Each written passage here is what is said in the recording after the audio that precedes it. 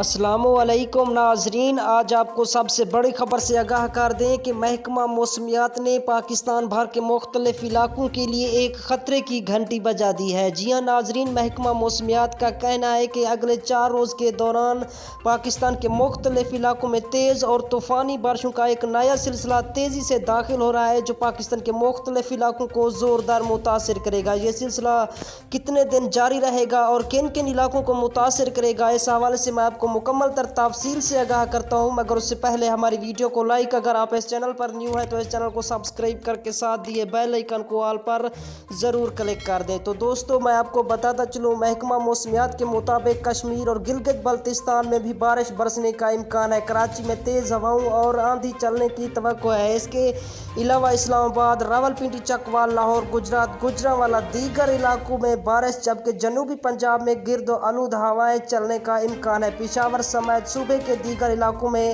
بھی بارش، اور میں آپ کو بتاتا چلوں بالائی علاقوں میں برف باری کی توقع ہے۔ بارش کا سلسلہ 2 سے 4 دن تک جاری رہے گا۔